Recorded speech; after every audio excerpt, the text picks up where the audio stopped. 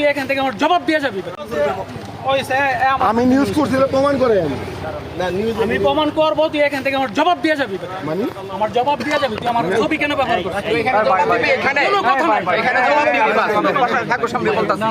এখানে জবাব দিবি। এর সাথে আমার কোনো শত্রুতা আছে? এই মোবাইল বন্ধ কর। স্টপ, মোবাইল বন্ধ কর। বন্ধ তো ভাই এরা সাংবাদিকের নামে কেন করবে থামান আপনি থামান।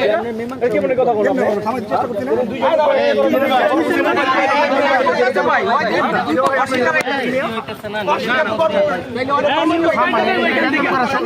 ভাই দুইটা সাংবাদিক আমি বলছি উনি শুনুন পার্সোনালি কথা বললেন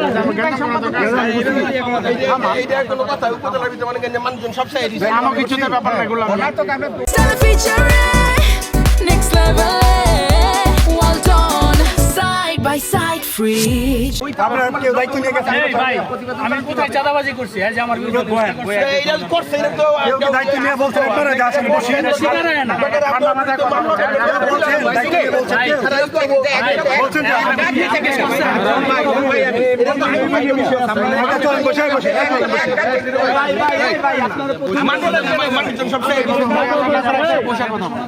মানুষজন সব সবাই মনে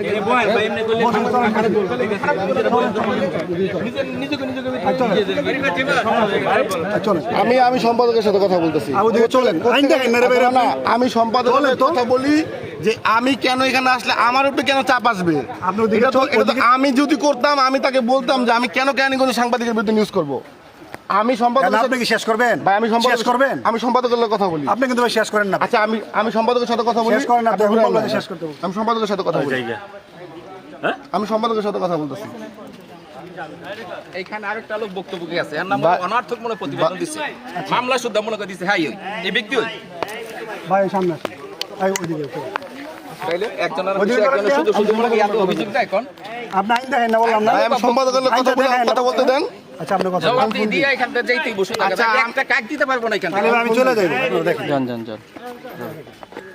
কে কে দিতে পারবেন না এই রেডি করেন না তো আপনারা নিয়ে বেশি কথা অতিরিক্ত কথা বলতেছেন কেন? আপনি কারেন্ট নিয়ে আপনি কে এই লোকটা দেয় বারবার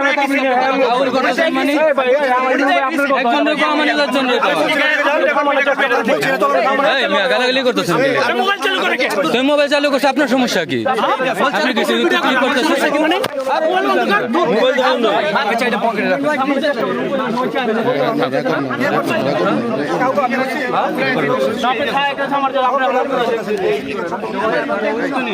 ভাই এই যে উস্কানি দিয়ে না প্লিজ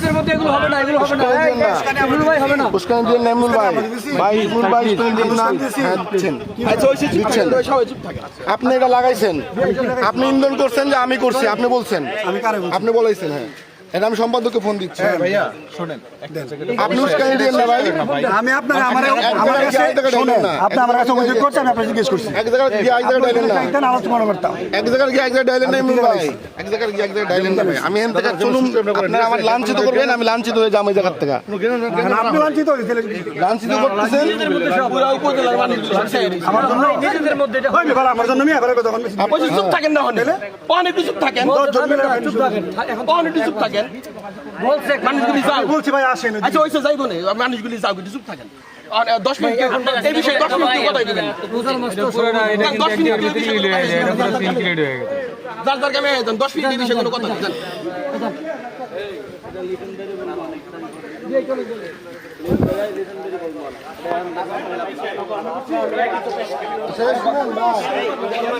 আরে ভাই আপনি যাইন না রে আমার কথা বলেন, আমার কথা আচ্ছা হইছে ভাই, আমার কথা এই স্যারের সম্পাদককে লিখেছেন ভাই। আচ্ছা আচ্ছা আচ্ছা হইছে। এই ফরিদ ভাই আপনি আমার কোনদিন সরাসরি দেখছেন?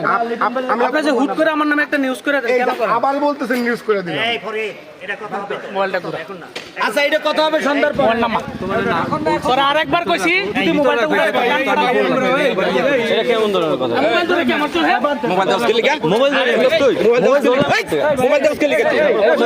আপনি বারবার রিপ্লাই করছেন কেন? মোবাইল করতে বন্ধ কর আপনি মোবাইল করলেন কি আপনি মোবাইল করলেন আমি ওইটিভি রিপোর্টার বলেছিলাম এই কারে ফেলে লেবা এই কারে ফেলে লেবা তুমি আরে বাবা হইছে তো তুমি কারে ফেলে লেবা কারে মারবা তুমি? তুমি কারে ফেলে লেবা তুমি সন্ত্রাসীগিরি করো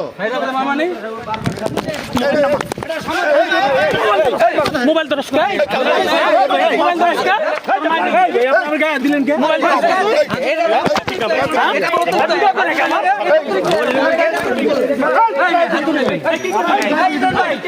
আপনি ভিডিও করেন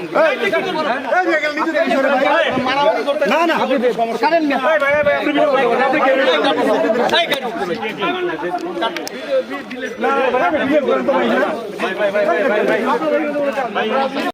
আমি আজকে 3টার সময় আমাদের উপজেলায় একটি নিউজের কাজে যাই। তো যাওয়ার পরে ওইখান থেকে নিউজটা কাভারেজ করার পরে ইস্পাহানি ইমরান নামে যেই ব্যক্তি আছে ওই লোক ওর যে ভাড়াকৃত গুন্ডা আছে বা ওদেরকে দিয়ে আমার উপরে অ্যাটাক করে।